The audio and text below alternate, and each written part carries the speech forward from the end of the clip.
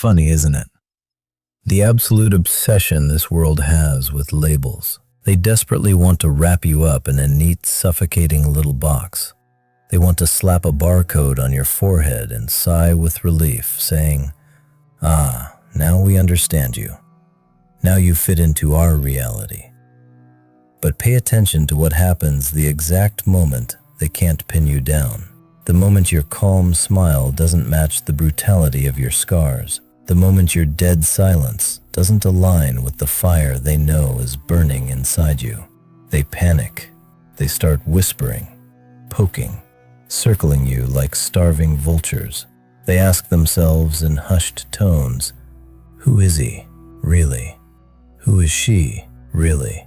They absolutely cannot stand the agony of not knowing, because a mystery makes them feel small. It makes them feel profoundly powerless. They crave certainty. They need a predictable script to read you from, a solid definition to lock you inside a cage. But make no mistake, mystery is pure, unadulterated power. And the hilarious tragedy of it all is that most people just give it away for free. They spill every intimate detail of their lives.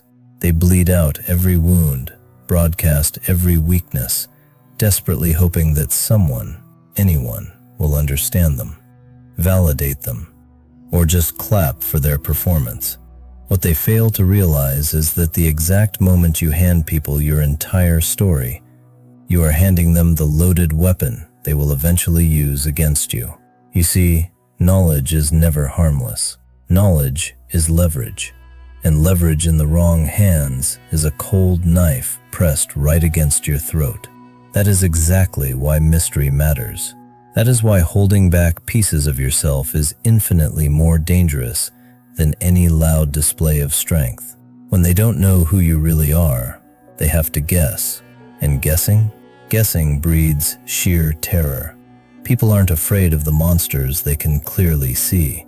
They are absolutely terrified of what they can't. That's why shadows will always scare them more than faces. A shadow could be anyone. It could be anything. The unknown gnaws at the fragile human mind in ways the obvious never, ever can. And when you cultivate that mystery, when you intentionally keep people at arm's length, you become that shadow. They see the smile, but they can never trace the actual reason behind it. They hear your words, but the true intention completely escapes them. They feel the heavy weight of your presence, but they can't read the map of your mind. That completely unsettles them. It puts you on a pedestal in a place they simply cannot touch, and that is real power. Mystery forces respect where none previously existed, because when people can't define you, they can't dismiss you either. They can't reduce you to a single pathetic word, a stereotype, a category. And since they can't box you in, they are forced to treat you with extreme caution. You become the question no one can answer. And let me assure you, questions are always more dangerous than answers. They linger. They echo in empty rooms. They haunt. You want to see someone truly unravel? Leave them with a question about you that they cannot solve. It will eat at them in the quiet hours. It will claw at their minds while they try to sleep. Because the human brain hates blanks. It will forcefully fill in those blanks with its own dark fears, its own paranoid suspicions, and those will always be much darker than the truth. But here is where the ordinary mind fails. They mistakenly think being mysterious means saying absolutely nothing, doing nothing, just being an invisible ghost in the corner. No, mystery isn't absence. Mystery is presence, heavily guarded with limits. It's showing just enough to draw their undivided attention, but never enough to become predictable. It's letting them see exactly one layer, while ruthlessly hiding the others. It is the dark art of being seen, but never fully known. You let them think they are close, that they almost understand the game you are playing. But there is always a brick wall, always a heavy iron door they can't open.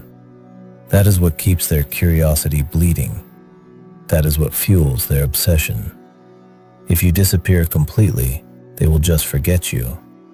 But if you drop them fragments, just enough breadcrumbs to intrigue them, they will never be able to let go. Mystery also starves your enemies. Think about it. If they don't know what secretly drives you, they don't have the slightest clue how to stop you. If they don't know where you've been broken in the past, they don't know where to hit you now. If they don't know what you truly desire, they cannot manipulate you with it. The less you reveal, the less control anyone in this world has over you. Oh, they will try, of course. They will poke, prod, and desperately test your reactions. But every single time you stay completely unreadable, every time you offer a cold smile instead of a frantic explanation, you brutally remind them that they are stumbling in the dark. And people fear the dark because it strips away their precious, pathetic sense of control. Mystery isn't about arrogance. It's not about trying to be better than everyone else in the room. It's about survival. And it's about dominance. It's about fully understanding that when you own your silence, when you fiercely guard your secrets, you completely own yourself. No one else can use you like a cheap puppet. No one else can drag you into their twisted little games. You set the terms. You set the rhythm. Let's talk about these cages we call labels. It is utterly fascinating, isn't it? Labels are prisons, heavily guarded by the expectations of society. Yet the truly funny thing is, people literally drop to their knees and beg for them.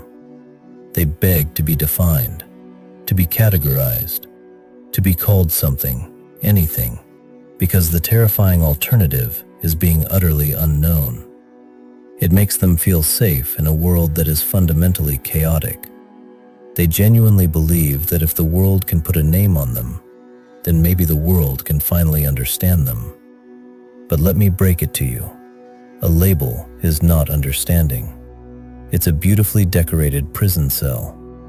The exact moment they slap that word on you, the moment they point a finger and call you weak or strong, hero or villain, success or failure, they have successfully built the iron walls of your cage.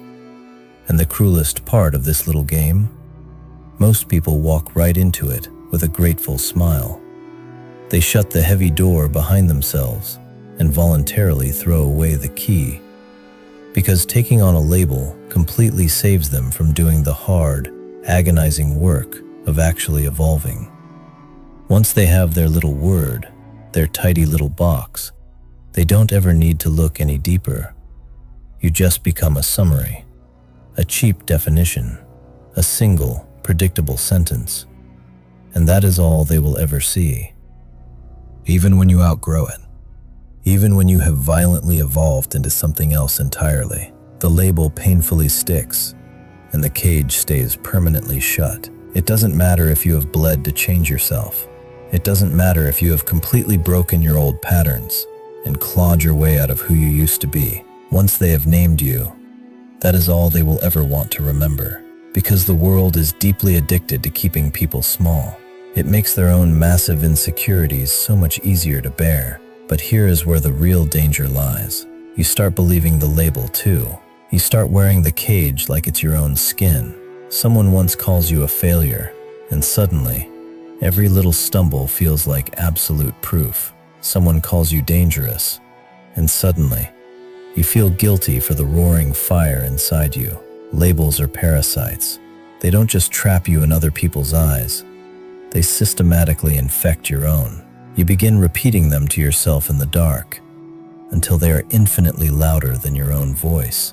And the more you believe them, the harder the cage becomes to break. That's exactly why so many people never, ever escape.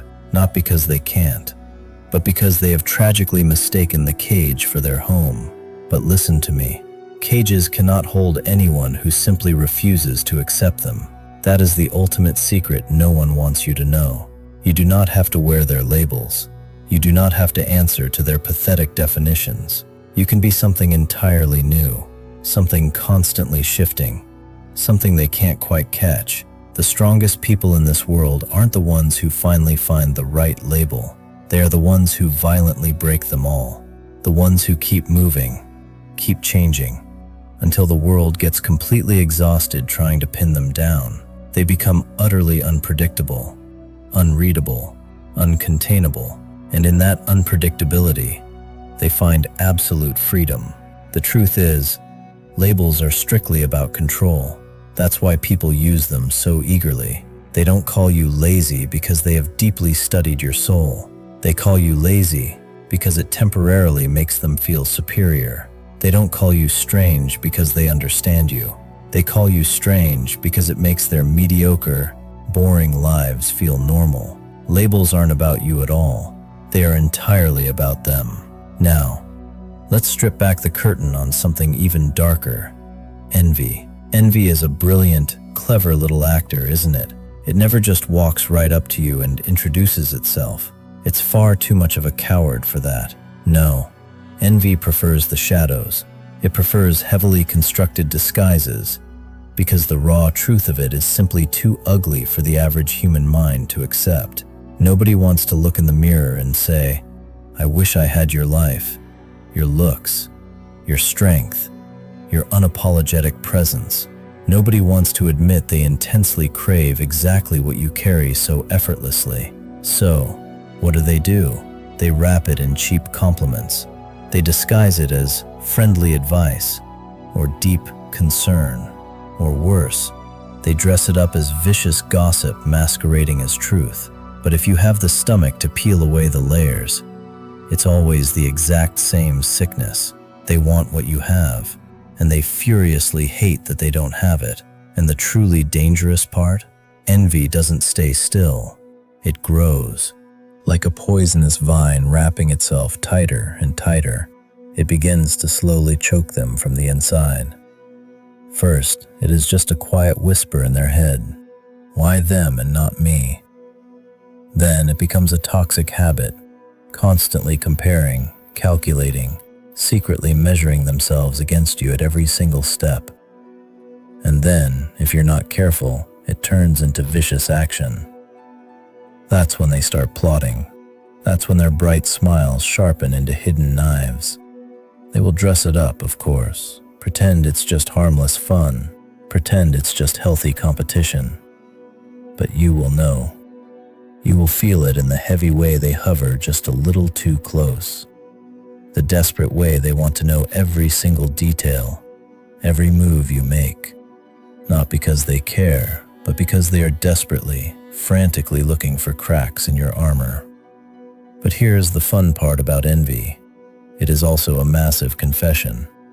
If someone envies you, it means you possess something they simply cannot ignore. It means you are miles ahead of them, soaring above them, shining in a brilliant way they know they can never, ever match. Envy is like a blinding neon sign flashing, "You are doing something right." That is exactly why they can't stop watching you. That is why they can't stop talking about you behind closed doors. They will confidently tell themselves it's hate, but hate is just love that's been completely twisted by frustration. If they truly didn't care, they would just ignore you. But they can't, because envy ties them to you like a heavy iron chain. They are pathetic prisoners of the very thing they claim to despise. And here is your choice. You can let their envy poison you, or you can let it beautifully fuel you. Because envy is deeply contagious, and if you let it, it can crawl right into your own skin. It can make you intensely paranoid, make you bitter, make you doubt your own reflection. But if you truly understand it, if you stare it dead in the eye and see it for what it really is, it becomes your ultimate power. Every envious glance they throw becomes undeniable proof of your massive impact. Every fake, plastic smile becomes pure validation of your undeniable presence. You stop fearing their envy. You start feeding off it. You turn their quiet resentment into a daily reminder that you are walking the exact right path. But do not be naive. Envy doesn't just disappear because you've learned how to weaponize it. It lingers. It festers in the dark. Some will try to actively undermine you, to aggressively drag you down to their miserable level, simply because envy hates being ignored. It desperately wants to be seen, to be acknowledged. And when you rise above it, when you absolutely refuse to get tangled in their petty, pathetic jealousy, that is when it burns them the absolute most. Because the truth is, envy cannot leave a scratch on you unless you hand them the knife. And this brings us to the most dangerous state of existence, being unforgettable. It is a massive blessing, brilliantly dressed up as a curse. You walk into a room, and you can instantly feel the air physically shift. Eyes drag across you, heavily pulled like magnets against their will. You don't ask for the attention, but you feel it burning into your skin. People notice. People vividly remember. And they carry the heavy weight of you long after you have left the building. That is what it truly means to stand out. And as wildly intoxicating as it sounds, it paints a massive glowing target on your back the exact moment it happens. Because people inherently despise what they cannot ignore. They despise someone who refuses to fade into the boring wallpaper like everyone else. You violently become a walking reminder of absolutely everything they are not. And let me tell you, reminders sting. They burn. The thing about being unforgettable is that it makes ordinary people incredibly restless. They will either fiercely idolize you, or they will intensely despise you. And sometimes, they will do both at the exact same time. One day you are their brilliant inspiration. The next day, you are the villain in their pathetic little bedtime stories. They will try to copy you.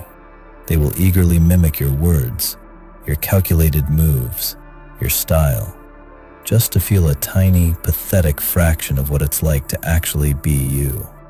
And when it inevitably doesn't work, when they finally realize that no matter how hard they mirror you, they still fall devastatingly short, that is when the bitterness permanently sets in. That is when admiration violently twists into deep resentment. It's exactly like a rigged game they can't possibly win, and the more they lose, the more they passionately hate the player. But listen closely. That is simply the price of being unforgettable. You cannot control the twisted way people react to you. You can only control how you respond. Most people, the weak ones, will desperately tell you to tone it down, to play smaller, to dim your own brilliant light so others don't feel quite so uncomfortable in their darkness. But why on earth should you? Why should you carry the heavy, dead weight of their insecurities just to make them feel safe? Being unforgettable means you were never, ever meant to be safe. You were meant to violently rattle cages, to shake solid foundations, to forcefully grab people by the chin, make them look in the mirror and see everything they are missing. It is not about making them comfortable. It is about ripping them awake. And of course, being unforgettable also guarantees you will be profoundly misunderstood. People will build elaborate, fictional stories about you. They will confidently twist your actions into motives you never even considered.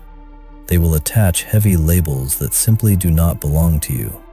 They will tell themselves these comforting lies about who you are, not because they know the actual truth, but because it is so much easier for them to believe their own fiction than to face your reality. That is the game.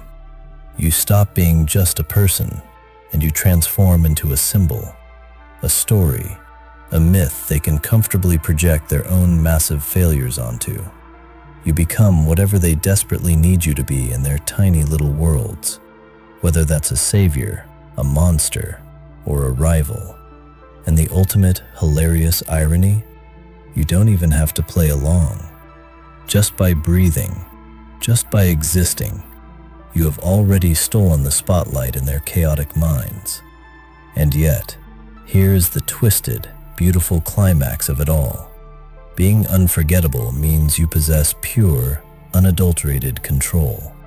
They may talk, they may mock, they may desperately try to erase you from their narrative, but absolutely none of it works. Your presence lingers in their minds like a stubborn fingerprint they simply cannot scrub away. Even when they try their hardest to ignore you, the agonizing effort it takes is undeniable proof of exactly how deeply you have marked them. You literally haunt their thoughts, their quiet conversations, their dead silence. You are a ghost they cannot exorcise, and ghosts are incredibly powerful things. So let them whisper, let them stare, let them project their fragile fears onto your shadow. You don't need to fight it, you just need to smile. Because in a world completely obsessed with control, you are the one thing they will never, ever be able to grasp.